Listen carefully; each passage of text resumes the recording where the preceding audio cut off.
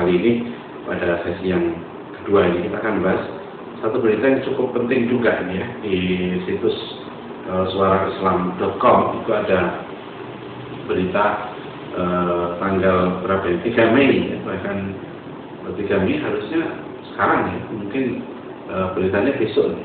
Ya, jadi atau tidak ini aktivis anti-Islam Amerika ya, Pamela Geller itu akan membuat lomba ya, bukan lomba ya, art exhibit. Jadi Muhammad Art Exhibit. Jadi pameran tentang karikatur gambar-gambar yang menghina Nabi Muhammad. Ya, jadi disuruh melampiaskan mereka gitu, dan terhadap Nabi Muhammad itu. Apa ya namanya?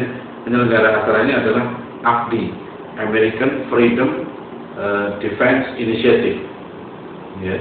Hadiahnya juga lumayan nih, pemenangnya $10.000 ya, pemenang gambar yang menghina Nabi Muhammad ini, yaitu sekitar 130 juta rupiah. Ada hadiah tambahan sebesar 32 juta rupiah, 190 juta. Ini memang sudah sangat keterlaluan ya. Jadi sudah banyak kecaman-kecaman dari Majelis Ulama Indonesia dan tentu dari berbagai muslim yang lain, berbagai kelompok muslim seluruh dunia. Ya, ini sebenarnya inilah ya sekarang yang perlu kita cermati betul ya. Bagaimana meningkatnya di barat ini. Sekarang ini apa yang disebut sebagai fenomena Islamofobia.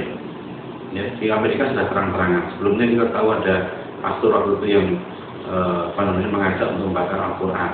Ya, kemudian ada dulu ada film Fitnah ya, di Belanda, di Swiss membangun menara masjid aja tidak boleh. Ya, di Inggris ada BNP, ya, British National Party. Jadi kelompok-kelompok seperti ini sekarang ini menjadikan isu-isu anti-Islam ya, kadang-kadang untuk mencari dukungan politik. Dan itu bisa kita pahami karena memang inilah ya hakikat peradaban Barat, meskipun tentu nanti acaranya seperti akan ditentang juga oleh mereka. Tapi kita melihat di sini seperti apa yang digambarkan ya oleh Samuel Huntington di dalam buku dia The Clash of Civilization and the Remaking of the Order. Itu jelas sekali bahwa Huntington sampai dalam pengantar bukunya, Huntington itu menulis it is human to hate ya. For self-definition and motivation people need enemies. Itu buku ini penting ya, untuk dicermati ya. Meskipun secara resmi pemimpin negara Barat biasanya menolak bahwa mereka mengikuti apa yang ditulis Huntington dalam buku itu ya, tapi jelas sekali di situ Huntington bahkan menggambarkan Islam is the only civilization ya, which has put the survival of the West in doubt. Ya, Islam adalah satu-satunya peradaban yang pernah meletakkan keselamatan Barat dalam keraguan. Maksudnya ya, dia bagi peradaban itu menjadi 8 sama Huntington dalam bukunya. Kita perlu ingat ya, buku Huntington ini terbit tahun 96 sebagai elaborasi, kalau pelengkapan dari makalah atau artikel dia di Journal Foreign Affairs tahun 1993. Dan artikel Huntington ini memicu ya, tentang The Clash of Civilization ini, benturan peradaban itu memicu memicu perdebatan yang sangat luas di seluruh dunia. Ya silahkan saya mengkritisi Huntington betul meninggal itu dalam buku saya Wajah Peradaban Barat itu.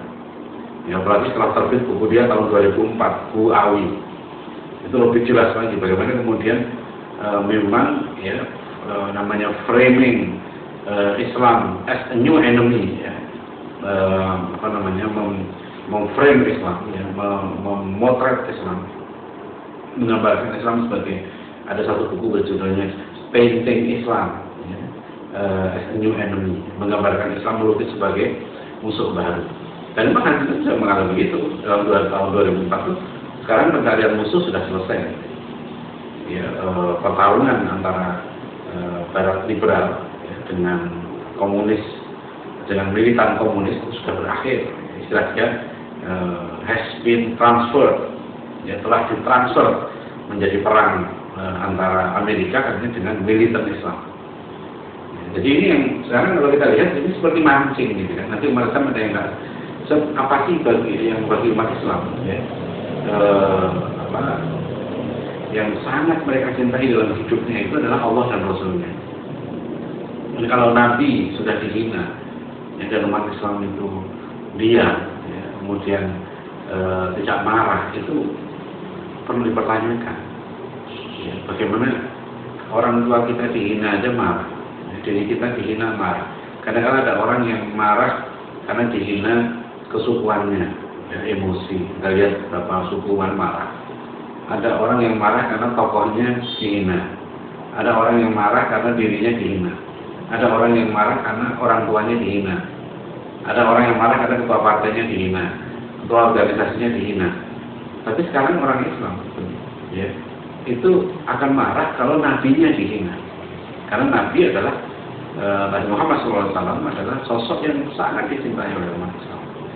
Ya, ini yang kita berharap ya, pahamlah. Ya. Jadi sebetulnya kita tidak berharap clash of civilization, tapi dialogue of civilization, dialog antar peradaban. Ya, Islam dan Barat ini memang betapapun ya, secara konseptual, secara worldview, ya, secara pandangan hidup, pandangan alamnya memang bertentangan. Barat yang mengusung sekularisme, ya, Barat yang mengusung liberalisme, ya memang secara fundamental ya, berbeda dengan Islam. Karena Islam memandang hidup ini bukan hanya dunia, tapi juga sampai ke akhirat. Ya, Islam memandang bahwa aspek mental, aspek fisik, materi itu harus selalu diikuti dengan keyakinan, cara pandang tentang aspek-aspek ilahiyah, metafisika. Jadi kalau kita melihat banjir, bukan hanya banjir itu gejala alam semesta, ya, gejala alam semata-mata, tidak. Banjir, gunung meletus, ya, gempa bumi, itu bukan hanya fenomena alam semata. Di situ ada campur tangan Tuhan, ada campur tangan Allah. Itu cara melihat Muslim, berbeda dengan cara melihat realitas orang liberal sekuler yang hanya berhenti pada aspek fisika saja. Kita sampai, ya. Jadi kalau ada banjir, itu banjir tidak datang dengan sendirinya, karena awan itu yang mengatur adalah Allah.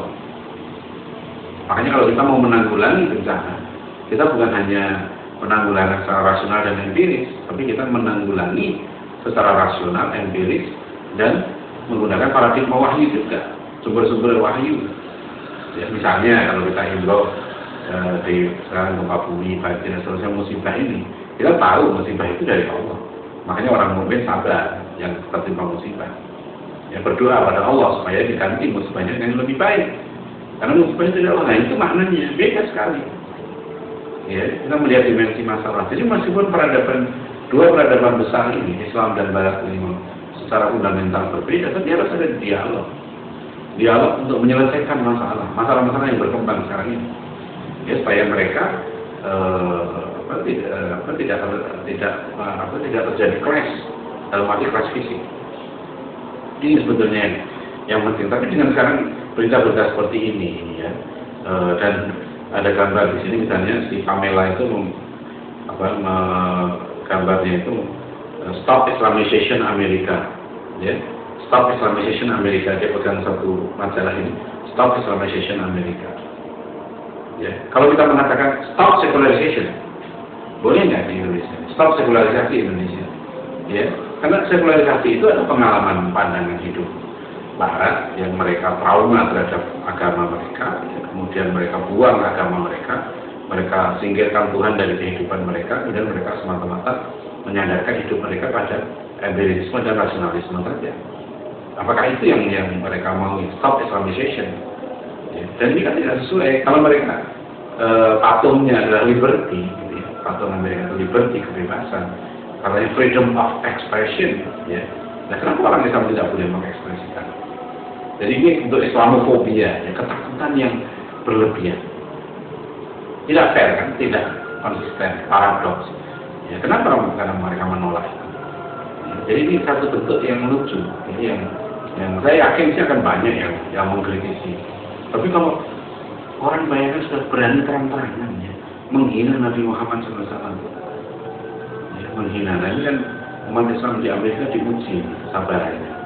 Mudah-mudahan saudara kita bisa menyelesaikan masalah dengan baik, kan, ya, supaya pemerintah Amerika bisa mencegah apa betul mereka bebas. Kita tanya apakah mereka bebas, sudah ya, mengungkap berbagai hal ya. Tidak ada kebebasan yang mutlak ya, kebebasan itu ada batasnya, cuma batas itu di mana kebebasannya. Nah disitulah masing-masing orang ya akan memberikan batas yang berbeda,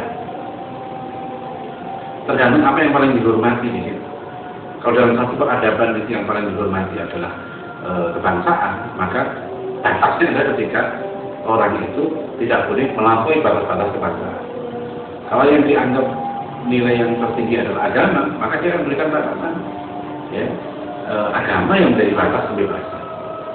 Ya, seperti kita misalnya pasal 28 ayat C, ya, gitu ya, di Undang-Undang 45 itu batasnya adalah batas tentang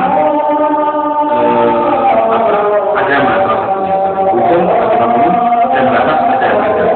Jadi Undang-Undang 45 itu mengenal batas agama itu. Nah, saya nggak tahu di Amerika batasnya apa. Ya, jadi pemirsa ini sudah ada di Masjid Satu Karya. Ya, jadi ini berita yang sudah semakin perkembangannya. Pamela Geller ini gimana nih? Apakah dia akan berhasil tidak seperti waktu itu pastor yang berencana akan membakar Al-Quran itu yang kemudian cukup respon ya dari seluruh dunia. Ya. Apa jangan-jangan orang saya popularitas? Meskipun begitu, saya kira bagi umat Islam ini bukan masalah kecil. Ya, bagi masalah kecil. Umat Islam betul diuji caranya, diuji imannya, kesabaran, dan dibiarkan serius lagi. Mudah-mudahan ini malah nanti mudah-mudahan makin banyak orang yang simpati dengan Islam. Ya. Karena orang ini kan malah jadi perhatian, dia kayak promosi gratis. Kebencian pada Islam yang berlebihan. Ya, kita tahu dalam ajaran Islam Nabi Muhammad itu suci, tidak boleh didamai. Malah hilafah, ini kan ketahuan. Demikian ini cerita dari suaraislam.com ini, mudah-mudahan kita bisa mengambil hikmah dari berita ini dan kita doakan saudara-saudara kita di Amerika mampu mengatasi masalah ini dengan sebaik-baiknya. Demikian pemirsa, saudara media pada edisi 3 Mei 2015 benar-benar bermanfaat. Assalamualaikum warahmatullahi wabarakatuh.